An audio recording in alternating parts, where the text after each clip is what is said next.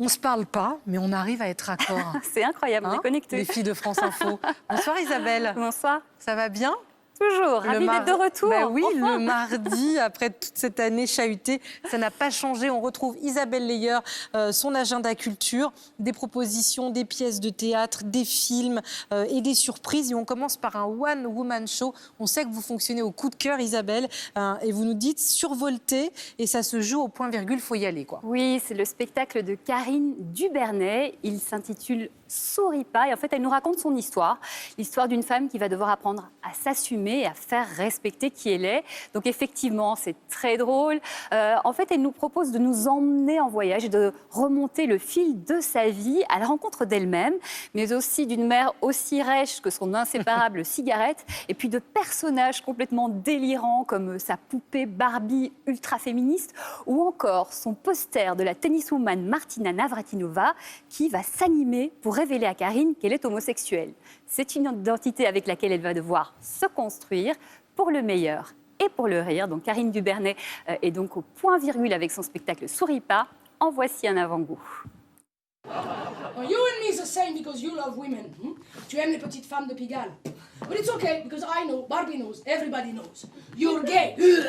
Ah non! Ah non, it is not vrai! No, it is not vrai! It is not vrai! Yes! Goudou! Moi, je suis quoi? Je me sens pas bien, je vais faire un malaise vagal. Ah non. Mais ça soigne! Y a pas de médicaments? On soigne bien la grippe, le chikungunya, je sais pas, qu'est-ce que... On peut pas m'opérer dans le... Moi, ça m'arrange pas du tout. Moi, déjà, je suis une gauchère contrariée. Qu'est-ce que je veux faire? Moi, je veux pas être goudou.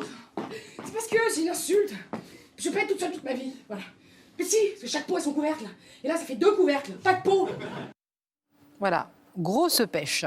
Vous nous présentez maintenant un documentaire. C'est vrai qu'on aime bien dans le 23h trouver comme ça des documentaires ou des films qui résonnent avec l'actualité. Et là, c'est une actualité tout court, une actualité musicale. C'est le premier groupe de musique afro-cubaine de l'histoire. Exactement, ce groupe s'appelle Las Maravillas de Mali.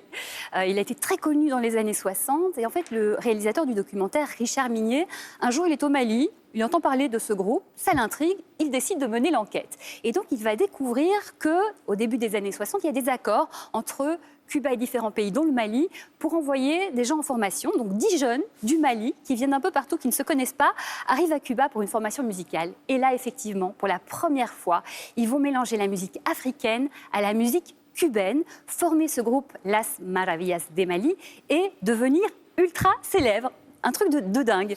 Sauf que début des années 70, il y a un renversement au Mali et donc le nouveau gouvernement les rapatrie au pays, les considère comme potentiellement communistes puisqu'ils viennent de Cuba et donc les met de côté. Le groupe meurt en 1973 malheureusement. Alors ce documentaire, j'avoue, il y a quelques petites longueurs, mais c'est pas grave parce qu'il retrace vraiment ce parcours de ce groupe musical important et unique. Donc le documentaire s'appelle Africa Mia, la fabuleuse histoire de la Maravillas de Mali. Et on regarde. Et voilà, ça sort le 16 septembre au cinéma et en voici un extrait. Las Maravillas de Mali. C'était fait à Cuba. À Cuba, ça? À Cuba. C'est le seul groupe qui soit envoyé à l'extérieur pour apprendre la musique. Fidel, il est venu vous voir. Il est venu comme ça vers 2h du matin. En fait, c'est le Tché qui a fait l'interprète. Qui a fait l'interprète. Ah pour ouais, Fidel ouais, et vous. ouais, nous. Et là, le premier groupe africain afro-cubain était né. Et ce groupe d'étudiants maliens devient tout d'un coup l'emblème des relations entre Cuba et l'Afrique. J'avais beaucoup de cheveux, mais les cheveux ont fait comme ça. Il a été une explosion dans le monde, et particulièrement en Afrique. Donne envie de danser un petit peu, ça fait du bien en gardant nos distances. Alors je vois là, j'arrive encore à lire, 80 films et séries pour décrypter l'intelligence artificielle génération IA. Voilà, je vous le confie, effectivement, Merci Isabelle. Génération IA pour intelligence artificielle. Il est écrit par Alexandre Pachulski, docteur en intelligence artificielle, excusez du peu. Et donc, il analyse 80 films et séries, parmi lesquels Star Wars, Matrix, Black Mirror ou encore Truman Show, le 5e élément.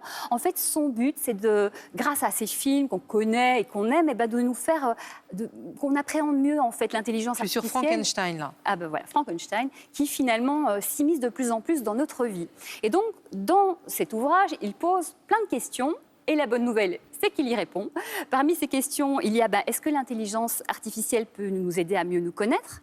Est-ce qu'elle peut nous protéger? Est-ce qu'elle peut aimer et être aimée?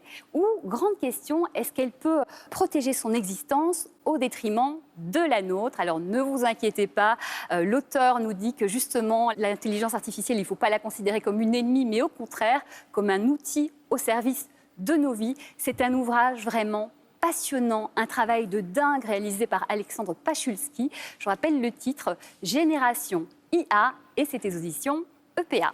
Le récap. Allez, le récap avec plaisir, humour avec Karine Dubernay et son spectacle Souris pas au point virgule, musique avec le documentaire Africa Mia au cinéma dès le 16 septembre, et puis le livre Génération IA pour découvrir l'intelligence artificielle par le prisme de la fiction. Merci beaucoup Isabelle.